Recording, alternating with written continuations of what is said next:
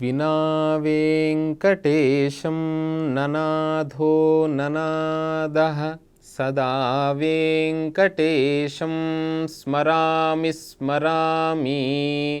హరే వెంకటేశ ప్రసీద ప్రసీద, ప్రియం వెంకటేశ ప్రయశ్చ ప్రయశ్చ. పరమ పవిత్రమైనటువంటి వార్షిక బ్రహ్మోత్సవాలలో భాగంగా వెంకటేశ్వర స్వామి వారు 4వ రోజు రాత్రి మలయప్ప స్వామి శ్రీదేవి భూదేవులతో కూడి సర్వభూపాల వాహనంపై తిరుమల మాడవీధులలో విహరిస్తూ ఉంటాడు. ఇది ఒక సువర్ణ మండపం.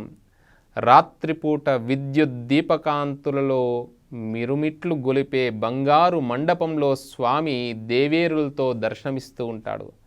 వెంకటేశ్వర స్వామివారు సర్వభూపాల మౌలిమని రంజిత పాదపీఠం కలవాడు. స్వామి సర్వభూపాలురకు, అంటే భూపాలుడు అంటే రాజు అని అర్థం అన్నట్టు, రాజులకే రాజు, చక్రవర్తి సార్వభౌముడు కనుక ఉదయాస్తాలచల సేతు శీతనగ మధ్యలోనున్న రాజులందరూ ఈ ఉత్సవంలో వాహనంగా, ఈ ఉత్సవ వాహనంలో పాల్గొంటారు. భక్తి ప్రపుత్తులతో సర్వభూపాలురంతా కూడా, అంటే పూర్వం నుండే రాజులు రారాజులు ఎందరో ఈ బ్రహ్మోత్సవాన్ని నిర్వహించారు.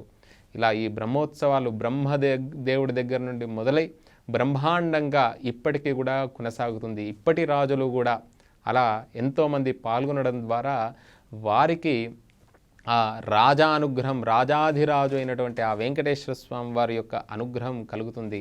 అలా అష్టదిక్పాలకులైనటువంటి దేవతలు కూడా ఇందులో ఉంటారు. మనకు సుప్రభాతంలో చెప్పిన విధానంగా సేవా పరాహ శివసురేశ కృషానుధర్మ రక్షోంబునాథ పవమాన ధనాధినాథాః బద్ధాంజలి ప్రవిలసన్నిజ శీర్షదేశాః. అంటే ఇంద్రుడు, అగ్ని, యముడు, నిరుతి, వరుణుడు, వాయువు, కుబేరుడు, ఇలా ఈశానుడు నిన్ను సేవించుటకై 2 చేతులు జోడించి ఓ వెంకటాచలపతి అని స్మరిస్తూ ఉన్నారంట. అలా దిక్పాలకులైనటువంటి వారే స్వామిని సేవిస్తున్నారు. అలా మానవ పాలకులు వెంకటేశ్వర స్వామి వారిని సేవించుట అబ్బురం కాదు కదా.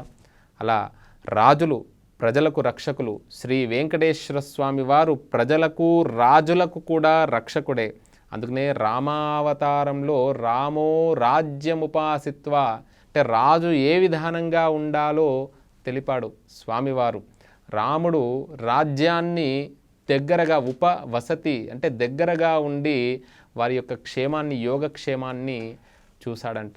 ఆ విధానంగా ఆ వెంకటేశ్వర స్వామివారిని ఈ సర్వభూపాల వాహనంలో దర్శించడం ద్వారా రాజులకి, ప్రజలకి, భక్తులకి అందరికీ కూడా క్షేమం కలుగుతుంది, రాజ్యం సుభిక్షంగా ఉంటుంది అని భక్తకోటినంతటినీ కూడా అనుగ్రహిస్తూ ఉంటారు.